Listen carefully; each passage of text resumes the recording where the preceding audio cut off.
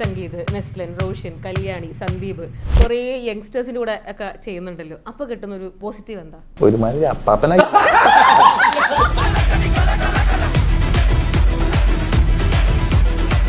ഓഡിയൻ്റ് ആയിട്ട് നെസ്ലം വന്നിട്ടുണ്ട്.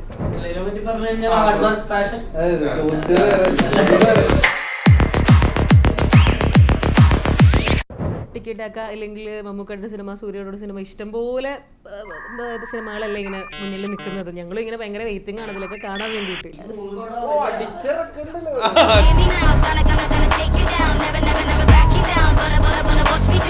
ചേട്ടനും അതുപോലെ നെസ്ലിനും കോഫി എടുക്കാൻ നേരത്ത് അളവ് പോലും കുറയരുത്, ഇവന് കൊടുത്ത അതേ സാധനം എനിക്ക് കിട്ടണം. അതെ, നെസ്ലൻ പറഞ്ഞതാ, ഇതിന്റെ പദ പോലും മാറരുത്, എന്താണോ ഇവന് കൊടുത്തത് അതുപോലെ എനിക്ക് കിട്ടണം എന്ന്. അപ്പൊ ആ കാര്യങ്ങൾ, നിങ്ങൾ എല്ലാ കാര്യങ്ങളും അങ്ങനെ തന്നെയാണോ? ആ നമ്മൾ പ്രേംലുവിൽ കണ്ട പോലെ തന്നെയാണോ? റിലീസിന് തലേ ദിവസം ഭയങ്കര ടെൻഷനായിരിക്കും. എല്ലാ സിനിമയും ഒരു രാത്രി രാവിലെ നാളെ സിനിമ ഇറങ്ങും, ആ ഒരു ടെൻഷൻ ഉണ്ടാവാറുണ്ടോ? വേറൊരു ലാംഗ്വേജ് അറിയാത്ത ഒരാളുടെ അടുത്ത് മലയാളം സിനിമ സജഷൻ പറയുവാണെന്നെങ്കിൽ ഏതായിരിക്കും എന്നുള്ളത്? ഈ പാട്ട് കേൾക്കുമ്പോൾ ഭയങ്കര ഒരു ഹാപ്പി, ഇല്ലെങ്കിൽ ഒരു മുന്നോട്ട് പോകണം എന്നൊരു അങ്ങനെ തോന്നുന്ന ഒരു പാട്ട് ഏതെങ്കിലും പറയാൻ പറ്റുമോ?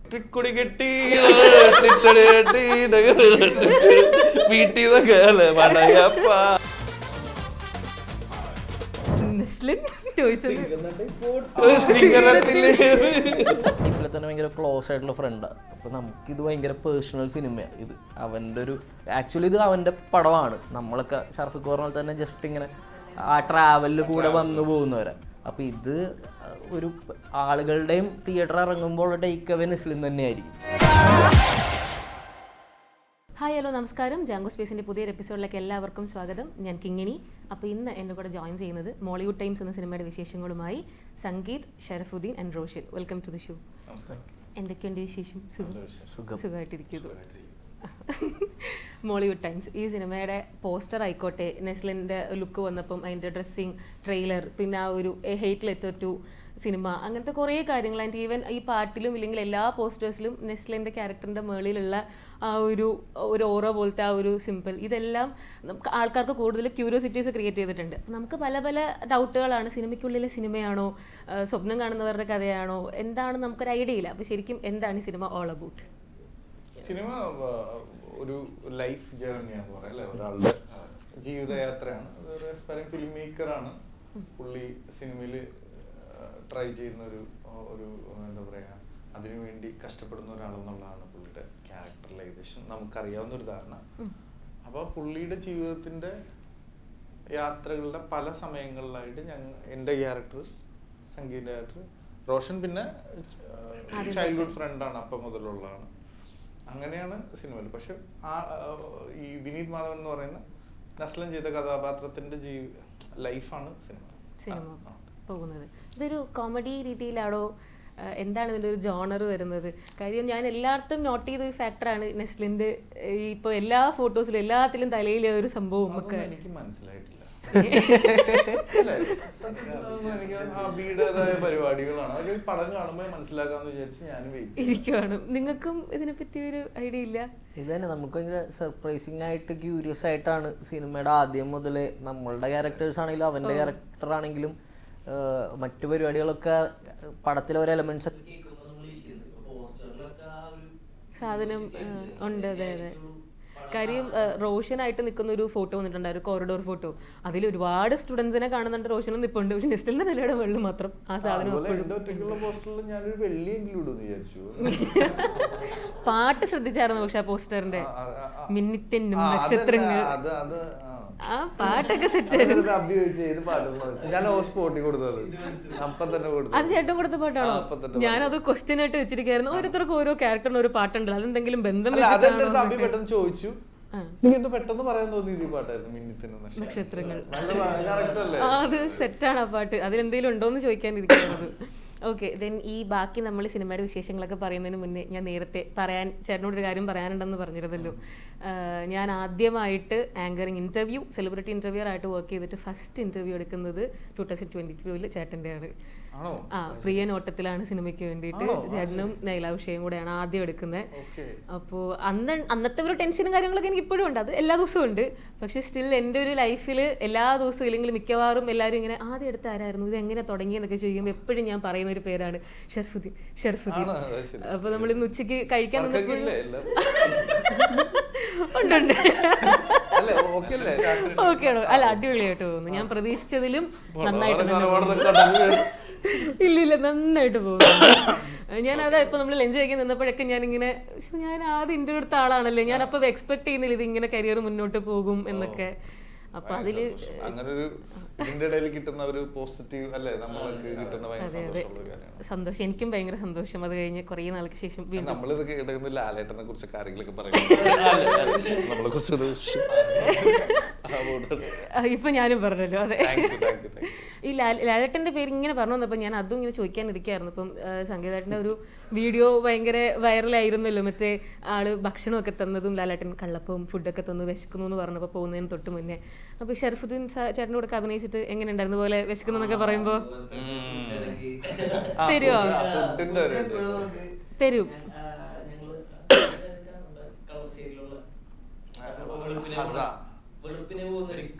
അത് ഖാദർ കട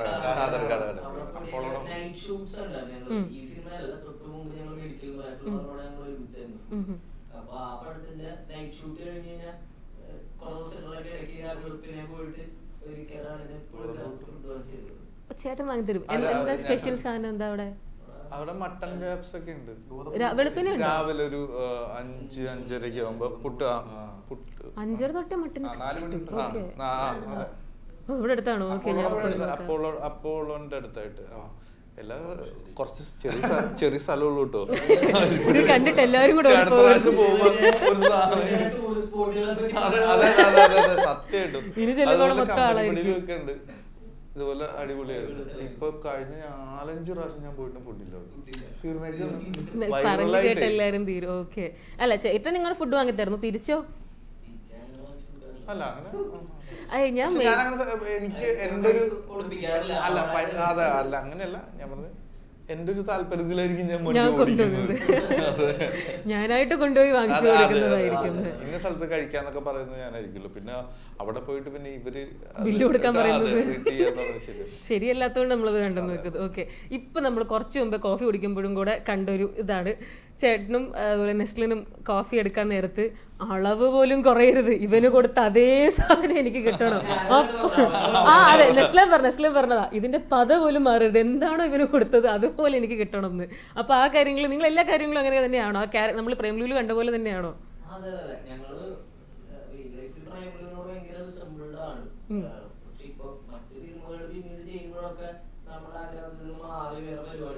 ചെയ്യണം എന്നാണ്. അങ്ങനെയുള്ള ഒരു ആഗ്രഹത്തിന്റെ ഉത്തരമാണ് ഈ സിനിമ. Okay, coming to Roshan. നമ്മൾ ആദ്യം കണ്ട ഹിപ്സ്റ്റർ അവിടെ നിൽക്കുന്ന ഒരു ഫോട്ടോ കണ്ടതും ഒരു കോളേജ് കോറിഡോർ പോലെ മറ്റേ കോട്ടൊക്കെ ഇട്ടിട്ട് ഒരു യൂണിഫോം ഇട്ടൊരു ഫോട്ടോ കണ്ടു. ഇതിലും വന്നപ്പോൾ നമ്മൾ ഏകദേശം സിമിലർ ആയിട്ടുള്ള ഒരു ഫോട്ടോ ആണ് കണ്ടത്. നെസ്ലൻ ആണ് അവിടെ നിൽക്കുന്നത്. അപ്പം എങ്ങനെയാണ് ഈ രണ്ട് ക്യാരക്ടേഴ്സിനെ അനലൈസ് ചെയ്തത്? ഇതില് ആ സ്കൂൾ കാലഘട്ടം വളരെ കുറച്ച് നാളേ ഉള്ളൂ, വളരെ കുറച്ചേ ഉള്ളൂ. അപ്പോൾ മറ്റേത് ശരിക്കും കോളേജിലാണല്ലോ പഠിക്കുന്നത്, സ്കൂളായിട്ടാണ് കാണിച്ചേക്കുന്നത്. രണ്ട് ക്യാരക്ടറും തമ്മിൽ ബന്ധമൊന്നുമില്ല, ഭയങ്കര ഡിഫറെന്റ് ആയിട്ടുള്ള രണ്ട് ക്യാരക്ടേഴ്സ്. ഇതിലാണെങ്കിലും ആവശ്യത്തിലാണെങ്കിലും നേരെ കോൺട്രാസ്റ്റ് ആണെന്ന് തോന്നി. രണ്ടും ഭയങ്കര ഡിഫറൻസ് ആണ്. ഓക്കെ, ഡിഫറെന്റ് ആയിട്ടുള്ള ക്യാരക്ടർ.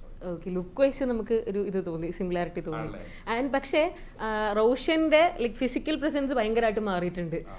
ആദ്യത്തെ ലുക്ക് വൈസ് ഇപ്പോഴത്തെ ലുക്കും ഒരുപാട് വലിയൊരു ചേഞ്ച് വന്നിട്ടുണ്ട്. ഇങ്ങനെ ക്യാരക്ടറിന് വേണ്ടിയിട്ട് മേക്ക് ഓവേഴ്സ് ഒക്കെ ചെയ്തതാണോ? ശരിക്കും ഈ പടത്തിലേക്ക് അഭിച്ചേട്ടൻ വിളിക്കുമ്പോൾ പുള്ളി കഥ പറയുന്നതിന് മുമ്പ് തന്നെ പറഞ്ഞത്, എടാ ഇതിൽ ചെറുപ്പമൊക്കെ ചെയ്യേണ്ടി വരും, അപ്പോൾ ഒന്ന് മെലിയേണ്ടി വരും. അപ്പൊ അതൊരു പുഷ് കിട്ടി. അപ്പോൾ അതിൽ തന്നെ പിടിച്ച് അതിന് ഈ പടത്തിന് വേണ്ടിയിട്ടൊന്ന് കുറച്ചായിരുന്നു. ഓക്കെ, അപ്പം നമുക്ക് കുറേ വിശേഷങ്ങളൊക്കെ പറയണം. പക്ഷെ അതിന് മുന്നേ ചെറിയൊരു game segment. Actually game ready ഗെയിമായിട്ടല്ല,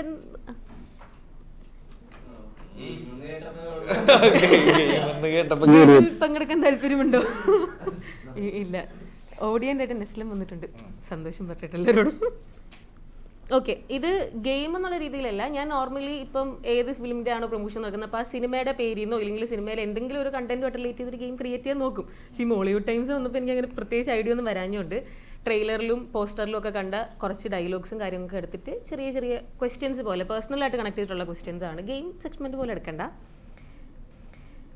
ഇതിൽ ഇപ്പം നെസ്ലിൻ്റെ ക്യാരക്ടർ പറയുന്നുണ്ടല്ലോ, like hard work, passion, talent, ഇത് മൂന്നുമാണ് നമ്മുടെ അച്ചീവ് ചെയ്യാൻ, ലോകത്ത് എന്തും അച്ചീവ് ചെയ്യാൻ വേണ്ടിയിട്ട് നമ്മൾ മുന്നോട്ട് കൊണ്ടുവരുന്നെന്ന് പറയുന്നുണ്ട്. അപ്പോൾ 3 പേർക്കും ആൻസർ പറയാം. നിങ്ങളുടെ പേഴ്സണൽ ലൈഫിൽ നിങ്ങൾ ഇപ്പോൾ നിൽക്കുന്ന പൊസിഷനിൽ ഇതുപോലൊരു 3 വേർഡാണ് പറയാൻ പറ്റും. നിങ്ങളിപ്പോൾ അച്ചീവ് ചെയ്യാൻ നിങ്ങൾക്ക് കാരണം ഒരു 3 വേർഡായിട്ട് പറയാൻ എന്തായിരിക്കും? ലൈക്ക് വേർഡ് പറയാം, ഇല്ലെങ്കിൽ വേറെ എന്തെങ്കിലും പറയാം. ഗെയിമൊന്നുമല്ല, ഗെയിമല്ല, ചിന്തിക്കണം. കുസൃതിയല്ല, ചിന്തിക്കണം. ഇപ്പൊ എന്താണ് നമുക്കിപ്പോ ഇതുപോലെ പറയാം, നമ്മുടെ പേഴ്സണൽ ലൈഫിൽ ഇപ്പം നമ്മൾ നിൽക്കുന്ന ഈ ഒരു പൊസിഷനിലേക്ക് ഞാൻ എത്താൻ റീസൺ ഈ ഒരു 3 കാര്യമാണ് എന്ന് പറയുകയാണെങ്കിൽ എന്തായിരിക്കും? അതെ, ഞങ്ങൾ തന്നെ ഇരുന്ന് തള്ളിയ പോലെ ആയിപ്പോയില്ലേ? അങ്ങനെയൊക്കെ ആവോ? നമ്മളൊരു ഡെഡിക്കേഷൻ എന്നൊക്കെ പറയാലോ. നെസ്ലിനെ പറ്റി വേണമെങ്കിൽ പറയാം. നെസ്ലിനെ പറ്റി പറഞ്ഞാലും മതി. ഹാർഡ് വർക്ക്,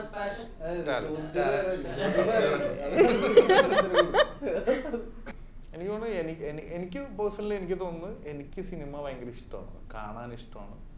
സിനിമ എന്ന് പറയുന്ന കാര്യത്തിനോട് ഭയങ്കര ഇഷ്ടമാണ്, എൻ്റെ ആഗ്രഹമാണ്.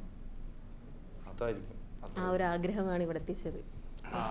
അത് ഭയങ്കര എനിക്ക് തോന്നുന്നു അത് ഒറിജിനലി ഞാൻ സിനിമകളൊക്കെ കാണുമ്പോൾ സിനിമ ഭയങ്കര ഇഷ്ടപ്പെട്ടു. ഞാൻ അഭിനയിക്കുക എന്നുള്ളതല്ല ഞാൻ പറഞ്ഞത്, സിനിമ എന്ന് പറയുന്ന ഇതിനോട് എനിക്ക് ഭയങ്കര ഇഷ്ടമാണ്. ആ മീഡിയത്തിനോട് ഭയങ്കര ഇഷ്ടമാണ്. ഓക്കെ, ഞാൻ ചേട്ടൻ്റെ ഒരു വീഡിയോ പണ്ട് കണ്ടത് സേവ് ചെയ്ത് വെച്ചിട്ടുണ്ടായിരുന്നു. ഞാനൊരു സിനിമ ലവറാണ്, പക്ഷെ എന്നോട് ചോദിച്ചു കഴിഞ്ഞാൽ സിനിമയിൽ ഏത് പൊസിഷനാണ് ഇഷ്ടമെന്ന് ചോദിച്ചാൽ സിനിമ ഇരുന്ന് കാണുന്ന ആ പൊസിഷനാണ് എനിക്ക് ഇഷ്ടം എന്ന് പറയുന്നുള്ളത്. അപ്പോൾ ആ ഒരു ഇഷ്ടമാണ് ഇവിടെ എത്തിച്ചത്. ഓക്കെ, സംഗീത്. ഞാനതിൽ ആദ്യം കയറി പറഞ്ഞത്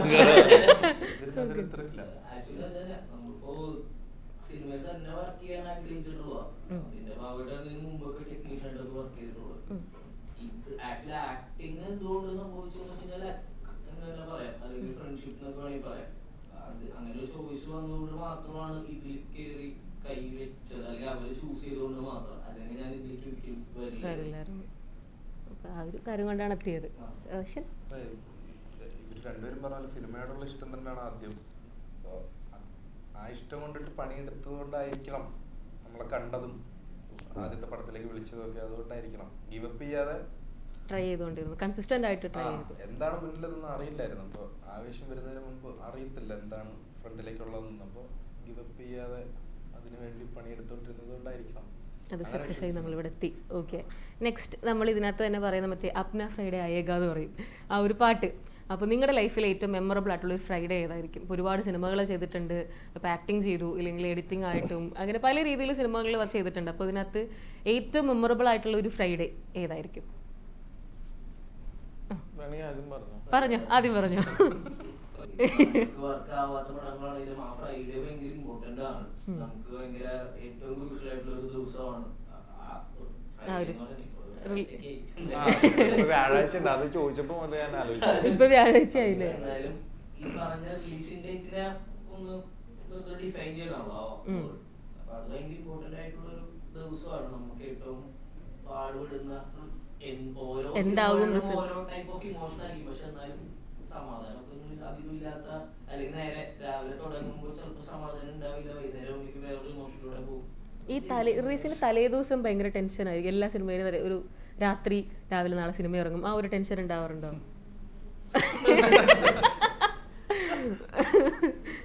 തിരക്കൂറ്റും കിടന്ന് ഓടാറുണ്ട് നിങ്ങൾ?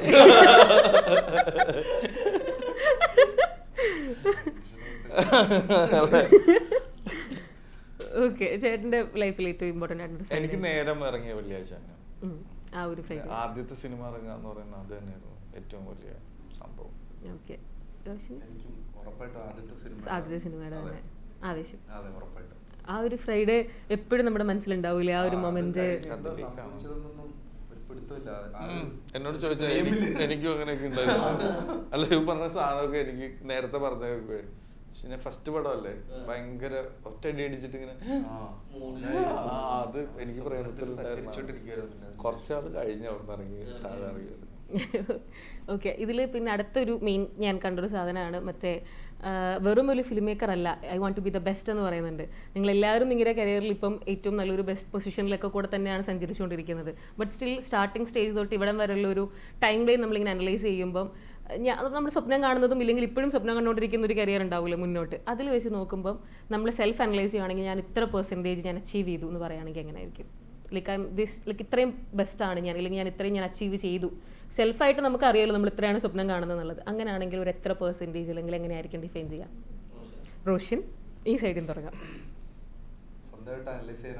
ആ, അപ്പം നമുക്കറിയാമായിരിക്കുമല്ലോ ഞാൻ ഇപ്പോൾ വന്നിരിക്കുന്ന പൊസിഷൻ എന്ന് പറയുന്നതിൽ എത്രത്തോളം അത് എത്ര പെർസെൻറ്റേജോളം അച്ചീവ് ചെയ്തു എന്ന് പറയുന്നു. നമ്മുടെ കരിയറിൽ നമ്മൾ ആഗ്രഹിച്ച എന്ത് നേടിയെന്ന് പറയുന്നത്.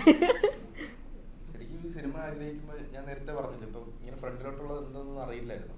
അപ്പൊ അന്ന് ആഗ്രഹിച്ചെന്ന് ഇരുന്നതിലും ഒരുപാട് ഇരട്ടിയാണ് ഇപ്പോൾ നേടിയേക്കുന്നതെന്ന് തോന്നുന്നത്. കാരണം അന്ന് ഇത്ര ഞാൻ പറഞ്ഞില്ല, അത്ര ഒരു ഗ്രാൻഡ് ഓപ്പണിംഗ് കിട്ടുന്നൊന്നും പ്രതീക്ഷിച്ചിട്ടേ ഇല്ല. ആവേശം പോലൊരു പടത്തിൽ ആദ്യം വരുമെന്നോ ഒന്നും പ്രതീക്ഷിച്ചില്ല.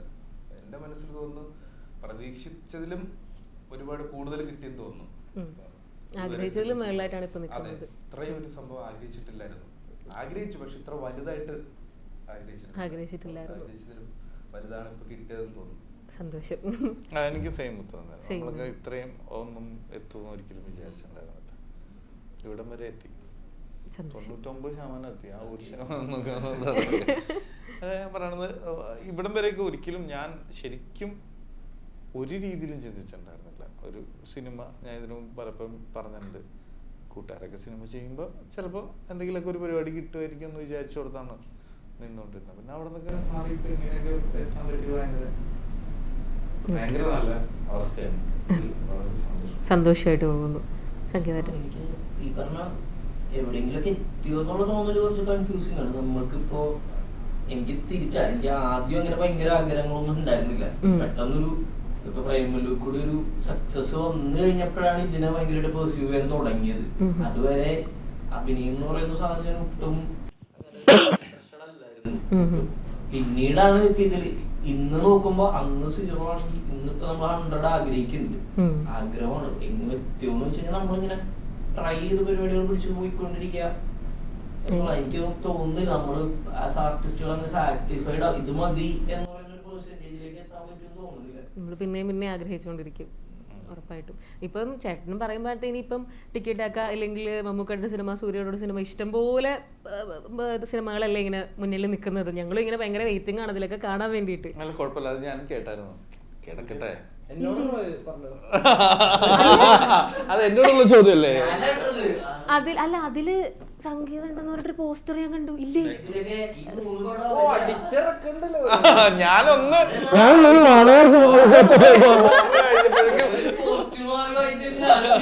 അല്ലല്ല, നെസ്ലിനും സംഗീതം ഒരുമിച്ചിടുന്ന രണ്ടതിനകത്ത് പോസ്റ്ററില്.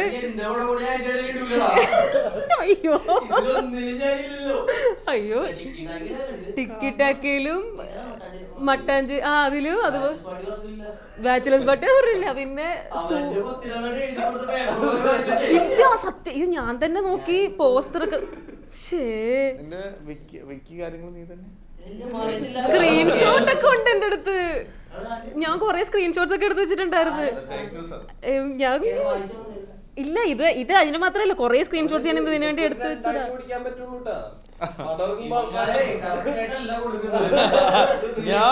ഞാൻ പറയണ പോലെ ചെയ്യണല്ലോ.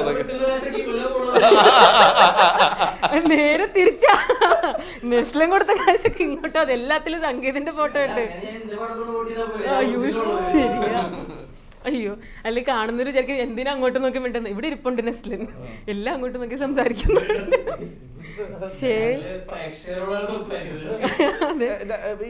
ഈ തലയില് വട്ടം എന്താണെന്ന് എന്തെങ്കിലും ഒരു ഐഡിയ തന്നായിരുന്നോ? ഇല്ല, അല്ലല്ല, അല്ല ഞാൻ ചോദിച്ചതാണ്. എനിക്കൊരു പിടിയില്ല ഇപ്പൊ ചോദിച്ചപ്പോ. അതെ, തനിത്തങ്കം. ഓക്കെ ശരി.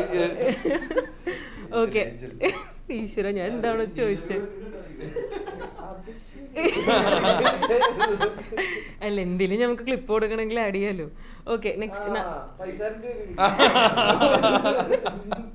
ഞാനിതിങ്ങനെ ഇവരോട് ക്യാമറമാനെ എടുക്കെടുക്കുന്ന കാണിക്കാൻ കണ്ണു കാണിക്കുന്നുണ്ട്. എടുത്തല്ലേ, നല്ല കാര്യം. ഓക്കെ, അല്ല അവിടെ ഇരുന്നോ, പോവണ്ട. ഇല്ല, പോവല്ലേ.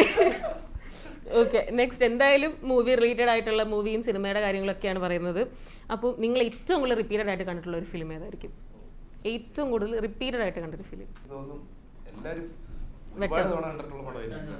വെട്ടം. ഓക്കെ, ഞങ്ങൾക്ക് പറക്കും തളികേരി, കുബേരൻ എനിക്ക് ഭയങ്കര. പക്ഷെ ഇപ്പൊ ഞാൻ ഈ അടുത്ത് ഏറ്റവും കൂടുതൽ റിപ്പീറ്റ് ആയിട്ട് കാണുന്ന എന്താ എനിക്ക് തോന്നുന്നത്, ഈ ഗോഡ് ഫാദർ ഇംഗ്ലീഷ് കാണുന്നുണ്ട്. അങ്ങനെ കാണാറുണ്ട്. റോഷൻ ഏതാ വെട്ടം തന്നെയാണോ റിപ്പീറ്റഡ് ആയിട്ട് കണ്ടിട്ടുണ്ടാവുക? ദിലീപ് ഏട്ടന്റെ കുറെ ഫിലിംസ് ഡെഫിനറ്റ്ലി റിപ്പീറ്റഡ്.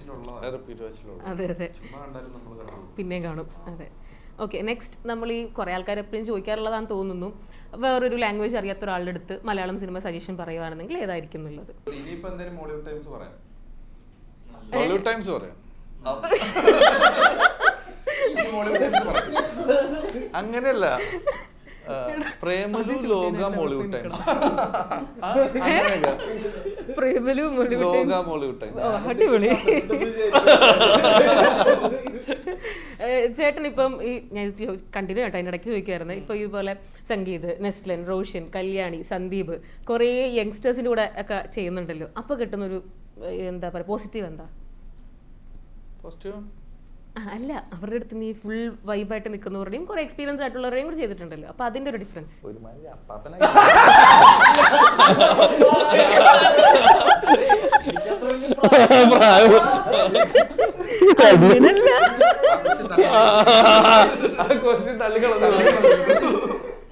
അതല്ല ഞാൻ ഉദ്ദേശിച്ചത്, അങ്ങനല്ല. നല്ല പ്രായം ബാഗി ജീൻസൊക്കെ ഇട്ട് വന്നിരിക്കുന്നു. അയ്യോ, അങ്ങനെയല്ല ഞാൻ ഉദ്ദേശിച്ചേ. വലിയ വലിയ ആൾക്കാരുടെ കൂടെ, ഐ മീൻ വലിയെന്ന് ഉദ്ദേശിച്ചത് എക്സ്പീരിയൻസ്ഡ് ആയിട്ടുള്ള, ഇപ്പോൾ ജഗദീഷ് ചേട്ടൻ്റെ കൂടെ ഒക്കെ ആക്ട് ചെയ്യുന്നതിനെ പോലെ തന്നെ ഇവരോട് ചെയ്യുമ്പോൾ ഒരു ഡിഫറൻസ് എന്താണെന്ന് അറിയാൻ വേണ്ടിയിട്ട് ചോദിച്ചതാണ്. ഇപ്പം സന്ദീപ് ഒക്കെ നല്ലൊരു ഇന്റർവ്യൂവിൽ പറഞ്ഞു, ജഗദീഷ് ചേട്ടൻ ഇപ്പോൾ രാവിലെ വരുമ്പോൾ സന്ദീപ് എന്താ ലേറ്റ്, ഗുഡ് മോർണിംഗ് എന്നൊക്കെ പറഞ്ഞ് സ്റ്റാർട്ട് ചെയ്യും. ഇപ്പം ഇവർ കുറച്ചും കൂടെ ചില്ല് മൂഡായിരിക്കുമല്ലോ, അപ്പോൾ ആ ഒരു ഡിഫറൻസ് എന്താണെന്ന് അറിയാൻ വേണ്ടി ചോദിച്ചതാണ്. എന്റെ പൊന്നിക്ക ഇപ്പോഴാണ് എപ്പോഴും ലേറ്റ് ആകുന്നത്. അങ്ങനെ ഉണ്ട്, കുറച്ച് ലേറ്റ് ആവുന്ന. ഞാൻ അപ്പാപ്പനൊക്കെ അല്ല, അങ്ങനെ വിചാരിച്ചല്ല കേട്ടോ. ഷൂ. ഓക്കെ, നെക്സ്റ്റ് ഇപ്പം ഇതിൽ ഈ ഒരു മോട്ടിവേഷൻ പോലെയാണല്ലോ നമ്മൾ നെസ്ലൻ്റെ ക്യാരക്ടർ പറയുന്നതും self love is the best love അങ്ങനെയൊക്കെ പറയുന്ന പോലെ പോകുന്നുണ്ടല്ലോ. അപ്പം ഒരു മോട്ടിവേഷൻ കോട്ട് അല്ലെങ്കിൽ ഇപ്പോൾ ഒരു പാട്ട്, ഈ പാട്ട് കേൾക്കുമ്പോൾ ഭയങ്കര ഒരു ഹാപ്പി അല്ലെങ്കിൽ ഒരു മുന്നോട്ട് പോകണം എന്നൊരു അങ്ങനെ തോന്നുന്നൊരു ഒരു പാട്ട് ഏതെങ്കിലും പറയാൻ പറ്റുമോ? ഈ പാട്ട് കേൾക്കുമ്പോൾ മോട്ടിവേറ്റഡ് ആവുക അല്ലെങ്കിൽ നമുക്കൊരു പോസിറ്റീവ് എനർജി ഒക്കെ വരുന്ന പോലെ.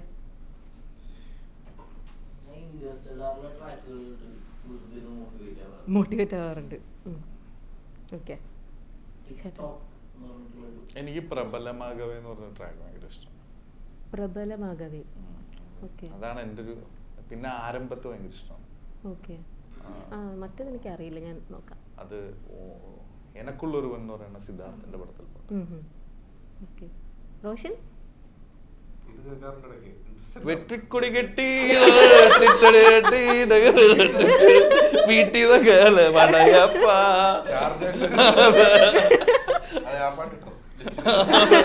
അത് വെക്കാം.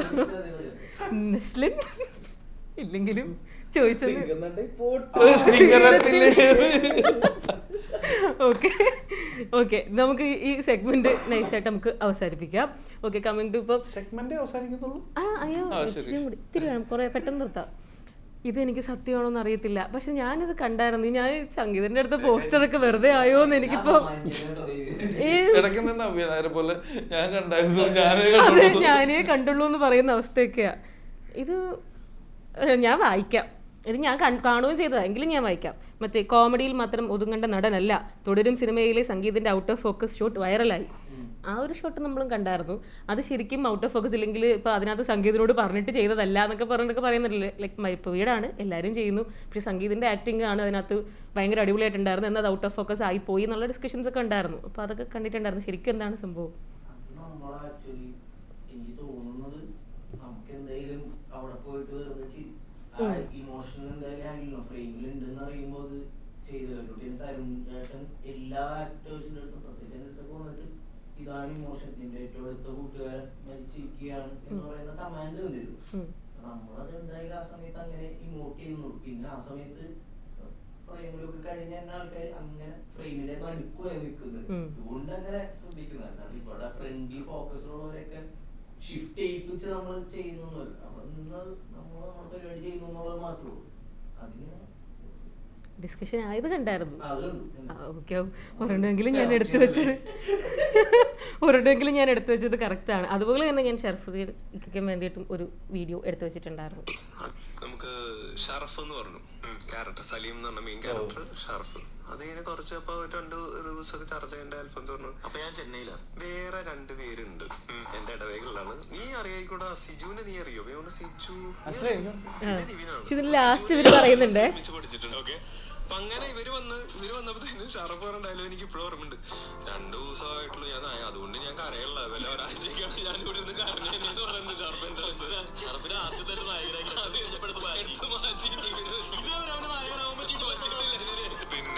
ഇത് ആക്ച്വലി ഷറഫ് എന്ന് പറഞ്ഞു 2020 പോസ്റ്റ് ചെയ്തിരിക്കുന്ന വീഡിയോ. അപ്പോൾ അതിലതിന് ക്യാപ്ഷൻ കൊടുത്തിട്ടുണ്ട്, ഇതുവരെ അവന് നായകനാവാൻ പറ്റിയിട്ടില്ല എന്നുള്ള രീതിയിൽ കൊടുത്തിട്ടുണ്ട്.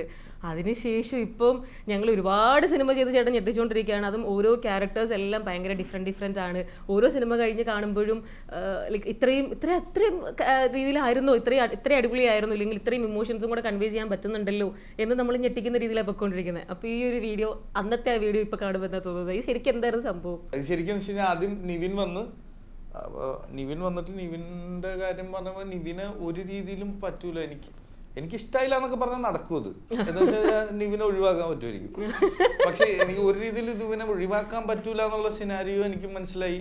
ഞാൻ ഇനി അത് ശരിയല്ല, വർക്കായില്ല എന്നൊക്കെ പറഞ്ഞു കഴിഞ്ഞാൽ അത് മറ്റുള്ളവർക്കും കൂടി മനസ്സിലാവൂലോ. അത് വെറും അസൂയ മാത്രമേ എനിക്കുള്ളത്. അപ്പൊ അതുകൊണ്ട് നിവിൻ ഓക്കെ. അപ്പോഴും ഇതിൽ ഈക്വൽ ഇമ്പോർട്ടൻസിലൊരു വില്ലൻ ക്യാരക്ടർ ഉണ്ട്. അപ്പൊ ആ ക്യാരക്ടർ പിടിക്കാൻ എന്നുള്ളൊരു മൂഡിലൊക്കെ നിൽക്കുമ്പോഴാണ് അടുത്ത ആഴ്ച വേറൊരുത്തനെ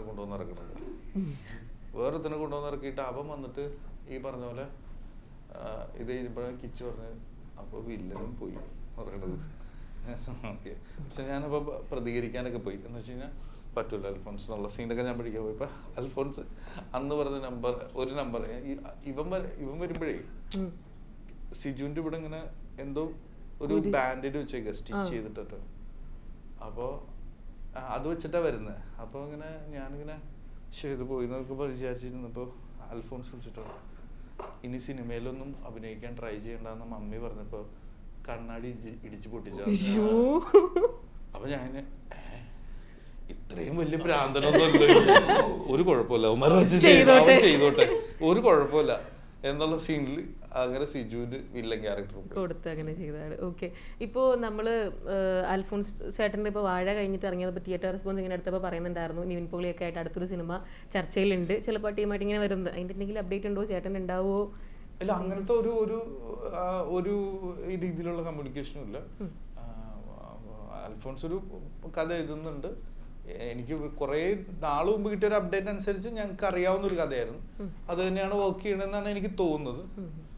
അത് എനിക്ക് ഓർമ്മയുണ്ട്. അതാണ് എൻ്റെ അടുത്ത് അൽഫോൺസ് ആദ്യമായിട്ട് പറഞ്ഞ കഥ. അല്ലെങ്കിൽ ഞാനും അൽഫോൺസും കുറച്ചധികം സമയം സ്പെൻഡ് ചെയ്തത് കിച്ചുവിൻ്റെ പഴയ വീട്ടിൽ ഇരുന്നപ്പോൾ ആദ്യമായിട്ട് അൽഫോൺസ് എടുക്കാൻ പ്ലാൻ ചെയ്ത സിനിമയാണത്. എനിക്ക് തോന്നുന്നു ആ സിനിമയാണ് അൽഫോൺസ് നിവിനായിട്ട് ചർച്ച നടക്കുന്നതെന്ന് എനിക്ക് തോന്നുന്നു. അത് ഭയങ്കര ഇൻട്രസ്റ്റിംഗ് ആയിട്ടൊരു സിനിമയാണ്. അപ്പം അതുകൊണ്ട് അത് ഭയങ്കര പ്രിയപ്പെട്ട സിനിമയായിരിക്കും. ഇനി ഉണ്ടെങ്കിലും ഇല്ലെങ്കിലും നമുക്കത് ഭയങ്കര ഫേവറേറ്റ് ആയിരിക്കും. ഓക്കെ, ഞങ്ങളും വെയിറ്റ് ചെയ്യുന്നത്. ഞാനൊക്കെ തള്ളി കയറി വരും എന്തെങ്കിലും ഞാൻ നിൽക്കാം. ഓക്കെ, ഇപ്പൊ ഈ ഫിലിമിന്റെ ഡയറക്ടർ ആണെങ്കിലും എഡിറ്ററാണ്, ചേട്ടനും അതുപോലെ തന്നെ എഡിറ്ററാണ്. അപ്പോൾ ഇതിന്റെ മേക്കിങ്ങിൽ ഇപ്പം നമുക്കറിയാം മൂന്തനുണ്ണി അസോസിയേറ്റ്സ് അത് കംപ്ലീറ്റ്ലി വേറെ ഒരു കൈൻഡ് ഓഫ് ഫിലിമായിരുന്നു. നമ്മൾ കുറേ നാളായിട്ട് കണ്ടിട്ടില്ലാത്തൊരു ജോണറിലുള്ളൊരു ഫിലിമാണ്. അതിന്റെ എഡിറ്റിംഗ് ആയിക്കോട്ടെ, മേക്കിംഗ് എല്ലാം അതെ. അപ്പം ഈ സിനിമയിലേക്ക് വന്നപ്പം നിങ്ങൾ തമ്മിലൊരു കണക്ഷൻ എങ്ങനെ ഉണ്ടായിരുന്നു? ഇപ്പം സ്പോട്ട് എഡിറ്റിംഗ് ഇല്ലെങ്കിൽ ഇങ്ങനെ നോക്കുന്നതൊക്കെ സമയത്ത് നിങ്ങൾ തമ്മിൽ ആ ഒരു എഡിറ്റിംഗ് വൈസ് ഓഫ് കമ്മ്യൂണിക്കേഷൻ ഒക്കെ ഉണ്ടായിരുന്നോ? ഞങ്ങൾ ആക്ച്വലി തീരെ ഉണ്ടായിരുന്നില്ല. പക്ഷെ ഒരു കണക്ഷൻ ഉള്ളതെന്ന് പറഞ്ഞു കഴിഞ്ഞാൽ ഞാൻ ആദ്യം എനിക്ക് സ്റ്റേറ്റ് അവാർഡ് കിട്ടിയ ഒരു പടമുണ്ട് ലിറ്റിൽ റാവത്തോളം. അപ്പൊ അതിന് നമ്മളൊരു വിഷ്വൽ ലാംഗ്വേജ് എഡിറ്റ് പാറ്റേൺ ഒക്കെ കൊടുത്തിട്ടുണ്ടായിരുന്നു. അന്ന് 3 ഇറങ്ങിയിട്ടില്ല. അപ്പൊ ഞങ്ങളുടെ സിനിമ ഭയങ്കര ഫിനാൻഷ്യൽ സ്ട്രഗിളും പ്രശ്നമൊക്കെ ആയിട്ട് ഒരു 2 കൊല്ലം വൈകി. ഞങ്ങളൊരു പടത്തിൽ നിന്നൊക്കെ ഡിറൈവ്ഡ് ആയിട്ട് നമ്മളുടേതായിട്ടുള്ള ഒരു ലാംഗ്വേജ് ഉണ്ടാക്കി എടുത്തതായിരുന്നു. അങ്ങനെ ആ സിനിമ കണ്ടവർക്ക് അറിയാൻ പറ്റും വേറെ പരിപാടികളൊക്കെ കുറെ എക്സ്റ്റേണൽ സാധനങ്ങളൊക്കെ വെച്ചിട്ട് ഇങ്ങനെ മുന്തിരണ്ടി വരുന്നത്. ഞങ്ങൾ ഇതുപോലെ അഭിചേട്ടൻ എനിക്കറിയാം പണ്ട് തുടങ്ങിയ നമ്മള് എഡിറ്റർ ആയതുകൊണ്ട് ഭയങ്കരമായിട്ട് ഇഷ്ടമുള്ള എഡിറ്റർ. ഫസ്റ്റ് ഡേ ഇങ്ങനെ കാണാൻ പോയിട്ട് ആക്ച്വലി മുന്തിരണ്ടി എനിക്ക് ഭയങ്കര ഹാർഡ് ബ്രേക്ക് ആയിരുന്നു. കാരണം നമ്മളുടെ പടത്തിലെ കുറെ സാധനങ്ങൾ വന്നിട്ടുണ്ട് ഭയങ്കര ആക്സിഡന്റലി ഒരേ സമയത്ത് അങ്ങനെ സംഭവിക്കുന്നതായിരുന്നു. അതിൽ ആ ഗ്രാഫിക്കൽ പരിപാടികളും സംഭവങ്ങളും അങ്ങനെ വോയിസ് ഓവർ ട്രീറ്റ്മെന്റുകളൊക്കെ നമ്മുടെ പടത്തിൽ അതിലുണ്ട്. അന്ന് ആക്ച്വലി അങ്ങനത്തെ സംഭവം ഉണ്ടായിരുന്നു. അപ്പൊ കണ്ടപ്പോ സങ്കടമാണോ ആയത്? രണ്ടും. ഇത് എക്സൈറ്റഡും ആയിരുന്നു, ഇതിൽ കുറച്ച് ഫണ്ണും കോമഡി ഒക്കെ ഉണ്ടായിരുന്നു. എന്നിട്ട് ഞങ്ങൾ ഇതിൽ നിന്നും ഡിറൈവ്ഡ് ആയിരുന്നു. പിന്നെയും ഇറങ്ങാൻ സമയം എടുത്തുകൊണ്ട് അതിൽ നിന്നും വീണ്ടും ഡിറൈവ്ഡ് ആയിട്ട് കുറെ മാറ്റങ്ങളൊക്കെ വന്നായിരുന്നു. പക്ഷെ ഇങ്ങനത്തെ ഒരു സംഭവം നടന്നുണ്ടായി. പക്ഷെ പിന്നെ പടം പിന്നീട് അതങ്ങോട്ട് ലൈഫ് മാറി മാറി വന്നപ്പോ ഈ സമയത്ത് വിളിച്ച് സംസാരിക്കും എഡിറ്റിനെ പറ്റിയിട്ടൊന്നും അങ്ങനെ ഓൾറെഡി ഒരു കാര്യമുണ്ട്.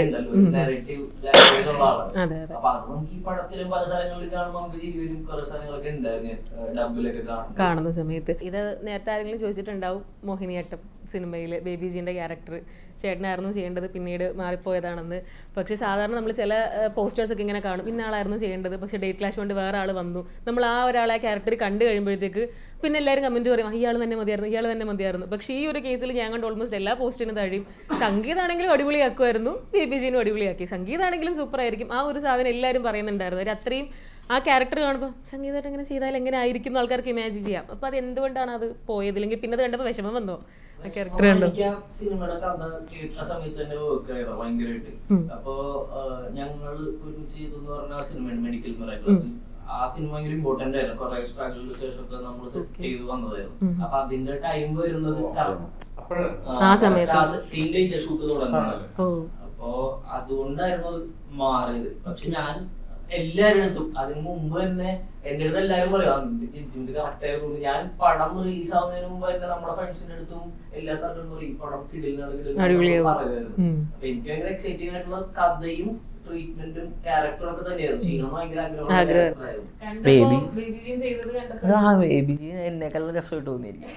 കാരണം എനിക്ക് ഭയങ്കര സർപ്രൈസിങ് ഭയങ്കര കിടിലം പരിപാടിയായിരുന്നു. 1-2 സീക്വൻസസ് ആ മഴയത്ത് നനഞ്ഞു വന്നിട്ട് മറ്റേ വോയിസ് പരിപാടി പിടിക്കുന്നതും പിന്നെ അത് കഴിഞ്ഞ് ഞാനിങ്ങനെ കഥ കേട്ടപ്പോൾ പൊളിക്കണം എന്ന് നമ്മൾക്ക് ആഗ്രഹം തോന്നിയൊരു സീനാണ്. ആളുടെ വീട്ടിൽ ആ സംഭവം നടന്ന് തിരിച്ചു വന്നിട്ട് ഇവരുടെ ഫാമിലീനെ കോൺഫ്രണ്ട് ചെയ്യുന്ന സീൻ. അപ്പോൾ അത് മീറ്ററിൽ നിന്ന് അപ്പോൾ അതൊക്കെ ഭയങ്കര ബേബിക്ക് ഡില്ലായിട്ട് ചെയ്തിട്ടുണ്ട്. എനിക്ക് പിന്നെ ജിംഖാനയിലും ഭയങ്കര ഇഷ്ടമായിരുന്നു പുള്ളിയുടെ പരിപാടി, ഭയങ്കര രസമായിരുന്നു.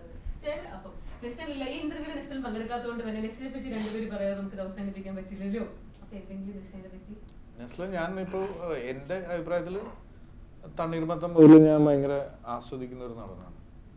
ഭയങ്കര ഇഷ്ടമുള്ള സ്ക്രീനിൽ കാണാൻ അല്ലെങ്കിൽ പുള്ളിയുടെ സിനിമ കാണാൻ ഞാൻ എക്സൈറ്റഡ് ആണ്.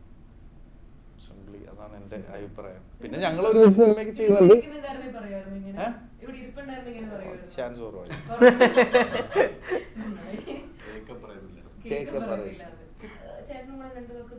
എനിക്ക് ആക്ച്വലി ഞാനിതുപോലെ തണ്ണീർമത്തൻ തുടങ്ങി അവൻ്റെ കൂടെ വർക്ക് ചെയ്യുന്ന ഞാൻ ഫസ്റ്റ് പടത്തിൽ തന്നെ ഉണ്ടായിരുന്നു. അന്ന് ഞാൻ സ്പോട്ട് എഡിറ്റൊക്കെ ആയിരുന്നു. അപ്പോൾ തുടങ്ങിയ നമ്മൾ ഇവൻ്റെ പരിപാടികൾ കാണുമ്പോൾ ഭയങ്കര, അതായത് റിലീസിന് മുമ്പേ വയൽ ഷൂട്ടിങ് തന്നെ ഞാനും ഡിനോയ് എന്ന് പറഞ്ഞിട്ട് അതിൻ്റെ കോറൈറ്ററൊക്കെ ഉണ്ട്, ഞങ്ങൾ വീട്ടിലേക്ക് പോയിരുന്നൊക്കെ ഒരുമിച്ചിട്ട്. അപ്പോൾ ഞങ്ങൾ എപ്പോഴും ഇങ്ങനെ പറയുമായിരുന്നു ഇപ്പം അടുത്ത പരിപാടി ആവാൻ ചാൻസ് ഉണ്ട് കേട്ടോ എന്ന് ആ സമയത്തേ പറയുമായിരുന്നു. പിന്നെ ഒരുമിച്ച് അഭിനയിച്ചു. ഇപ്പം നമ്മളുടെ ലൈഫിൽ തന്നെ ഭയങ്കര ക്ലോസ് ആയിട്ടുള്ള ഫ്രണ്ടാണ്. അപ്പോൾ നമുക്കിത് ഭയങ്കര പേഴ്സണൽ സിനിമയാണ്. ഇത് അവൻ്റെ ഒരു ആക്ച്വലി ഇത് അവൻ്റെ പടമാണ്. നമ്മളൊക്കെ ഷർഫിക്ക് പറഞ്ഞാൽ തന്നെ ജസ്റ്റ് ഇങ്ങനെ ആ ട്രാവലിൽ കൂടെ വന്നു പോകുന്നവരാണ്. അപ്പോൾ ഇത് ഒരു ആളുകളുടെയും തിയേറ്റർ ഇറങ്ങുമ്പോൾ ടേക്ക് അവേ നെസ്ലിൻ തന്നെയായിരിക്കും. അതായത് പെർഫോമൻസസ് ഒക്കെ വെച്ച് നോക്കുമ്പോഴൊക്കെ നെസ്ലിൻ ഭയങ്കര വലിയൊരു ടേക്ക് അവേ ആയിരിക്കും എന്നാണ് ആഗ്രഹം. ഞാൻ പറയും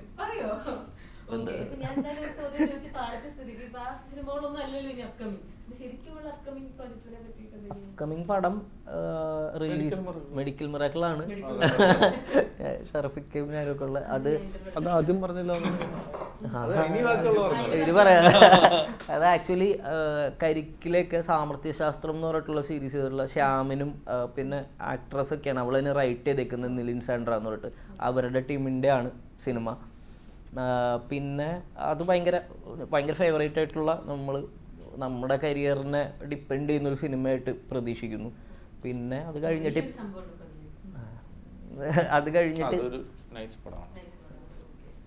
കഴിഞ്ഞിട്ട് ഇപ്പം ഞാനും അമിതയും ലീഡ് ചെയ്യുന്ന പടമുണ്ട്.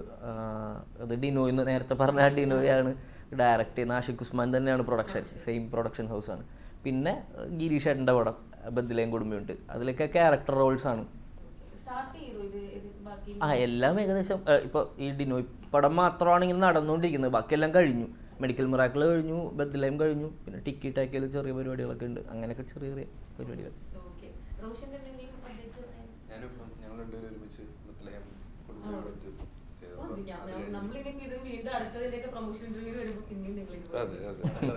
ഞങ്ങളൊക്കെ തന്നെയാണ് ഇനി ഫ്യൂച്ചർ ഞങ്ങള് യങ്സ്റ്റേഴ്സ് ആണ് അടുത്ത പരിപാടി. എന്തായാലും ഒരുപാട് സന്തോഷം. ചേട്ടനെ വീണ്ടും ഇന്റർവ്യൂ എടുക്കാൻ പറ്റുന്നത് പിന്നെ ഇനിയും കുറെ സിനിമകളിൽ പോലെ മെഡിക്കൽ മിറാക്കിൾ എല്ലാവർക്കും സാധിക്കട്ടെ. നിങ്ങൾക്ക് രണ്ടുപേർക്കും അതുപോലെ എല്ലാ മൊത്തത്തിൽ സന്തോഷം. നെസ്ലിൻ ഇല്ലല്ലോ എന്നുള്ളൊരു വിഷമത്തിലിരിക്കുവായിരുന്നെങ്കിലും ബാക്കിൽ വന്ന് ജോയിൻ ചെയ്തു, അതിലും സന്തോഷം. നേരത്തെ തന്നെ അറിയില്ല, ഇപ്പൊ തന്നെ അറിയിക്കുകയാണ്. അപ്പൊ എന്തായാലും മോളിവുഡ് ടൈംസ് ഒരു അടിപൊളി ഫിലിമായി മാറട്ടെ. Thanks for joining. Thank you.